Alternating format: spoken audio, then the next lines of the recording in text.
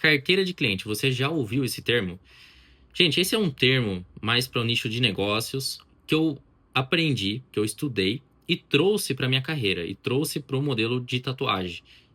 E é um termo assim que ele é um conceito que ele vai funcionar independente se você é tatuador, se você presta algum outro tipo de serviço, ele vai funcionar. E eu vou explicar a lógica do porquê que isso funciona e do porquê que isso é muito importante que vocês também tenham isso, né? Entendam isso e comecem a usar na rotina de trabalho de vocês, até para tanto aumentar lucro quanto melhorar também as soluções e problemas de cliente.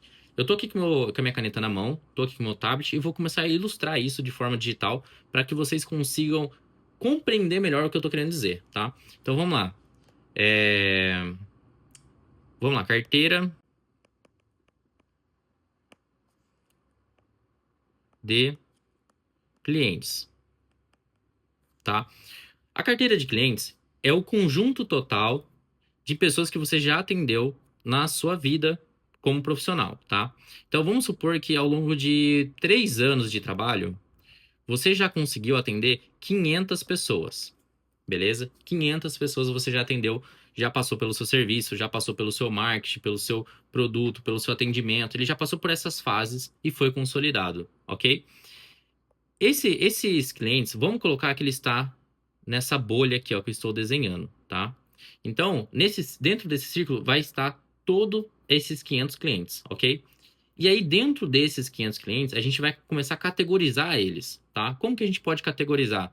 Através de, por exemplo, clientes que não fazem mais parte ativamente do meu dia a dia. Então, você vai ter uma parcela desses clientes que não estão mais com você ativos, né, dia a dia. Eles não mandam mais mensagem, eles não. Você sente que eles não estão mais indicando você, você não vê mais nada vindo deles, né? Você tem ali também, por um outro lado, os clientes que vão ser ativos, tá? Que vão estar vendendo você diariamente, né, para outras pessoas, que vai estar mostrando o seu trabalho, que vai estar fechando um novo projeto com você, que vai estar mandando uma mensagem, que vai estar curtindo seus stories. Você vai ter esse perfil de cliente dentro dessa bolha também, ok? E você tem uma outra parcela aqui que é quase parecido com essa, tá? Só que é uma parcela de pessoas que, assim, ele tem uma coisa que quando você entende, você consegue trabalhar muito bem, que é objeção, tá? O que que é objeção? Objeção, gente, é basicamente um empecilho que a pessoa tem para não contratar o seu serviço, para não comprar o seu serviço, tá? E quando você entende essas objeções, você consegue ir trabalhando devagar essas objeções de maneira intencional, tá? E aí você consegue vender, você consegue realizar essa venda, você consegue solucionar um problema do seu cliente.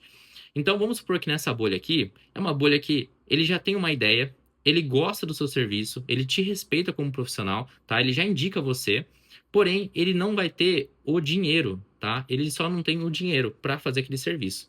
E numa outra bolha, por incrível que pareça, existe, tá? Esse outro perfil de bolha que eu vou mostrar para vocês. Vai ter uma bolha aqui, que é a turma que tem dinheiro, gosta do seu serviço, porém ele não tem ideia do que ele vai fazer. Ele não tem, tipo assim, o desejo de, pô, eu quero fazer isso. Gente, tem muita gente nesse modelo, pessoa que tem dinheiro, tem condição, mas ele não tem ideia do que ele vai fazer. Então, quando você tem essa carteira de clientes, o que você começa, você só vai conseguir identificar esses perfis a partir da comunicação, tá? Por isso que eu isolei os clientes que são desativados, mas não que você não pode vender para eles também, tá? Eles ainda não deixam de ser seu cliente.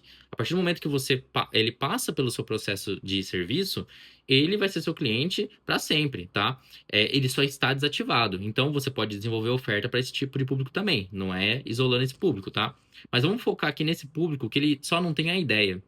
É muito simples de quebrar essa objeção. É só começar a conversar com ele. Se ele gosta, se ele tem vontade, e ele só não tem ideia, você só precisa desenvolver a ideia. Tem muita gente assim, tá?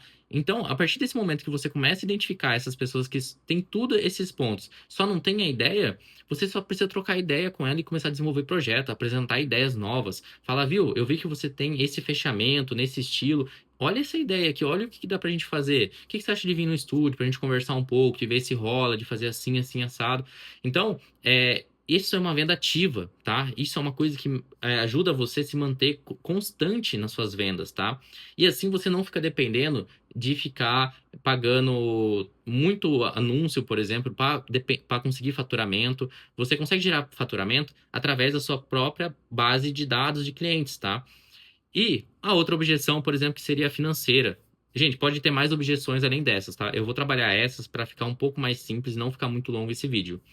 A objeção financeira, gente, é uma das objeções que dá para negociar, dá para conversar. Você não vai reduzir o preço do seu serviço, mas você pode mudar a forma como essa pessoa vai pagar para você.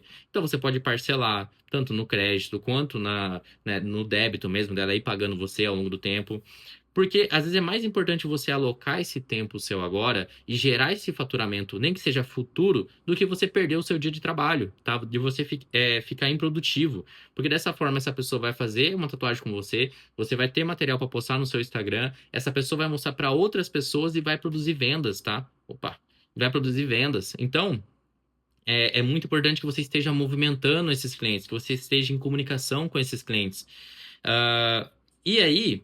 ah, como que você pode construir de forma visual isso daqui, tá? Eu vou dar um modelo de banco de dados de cliente que todo mundo tem, só que ninguém entende esse conceito e não considera isso um banco de dados de cliente, não olha como carteira de clientes.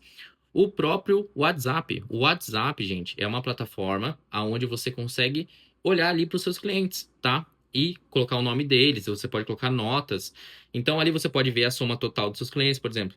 Se todo cliente que passa por você, ele tem que passar pelo WhatsApp e você registra ele nos seus números, você pode filtrar ali e olhar. Pô, você pode colocar etiquetas se você tem um WhatsApp Business, por exemplo. Clientes. Então você consegue separar ali o pessoal dos seus clientes. Quando você colocar clientes, vai estar lá 50, 100, 200. E ali, quanto mais você trabalha aquela base de clientes, mais você vende, tá? Então você deixa de esperar que alguém vai bater na sua porta, que alguém vai mandar uma mensagem de um orçamento, cair do céu e você começa a ser mais ativo e vender mesmo para esses clientes, certo? Então, esse é uma base de dados. Você pode. Tem aplicativos hoje, softwares, né, que servem apenas para registrar esses clientes. Você também pode usar. O seu Instagram é uma base de clientes, tá? Todos aqueles seguidores que te seguem é base de clientes. Uma parcela são clientes ativos, uma parcela são amigos, outra parcela são familiares, igual eu ilustrei aqui para vocês, tá? Então, é isso. Eu só queria trazer para vocês esse conceito, que eu acho muito legal esse conceito.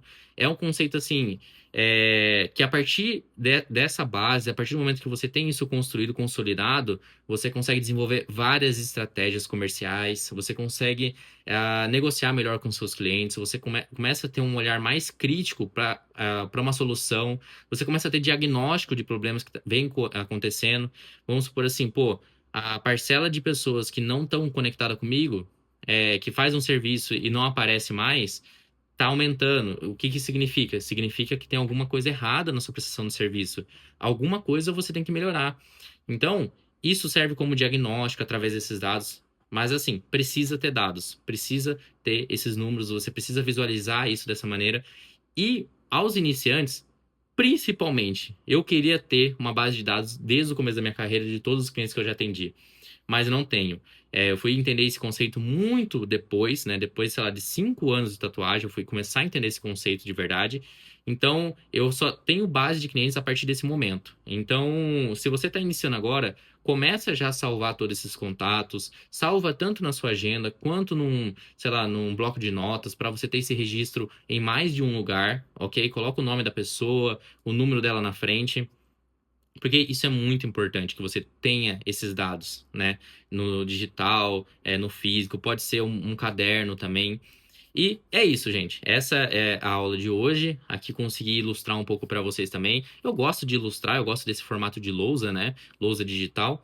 E vou trazer cada vez mais conteúdos mais técnicos aqui para vocês.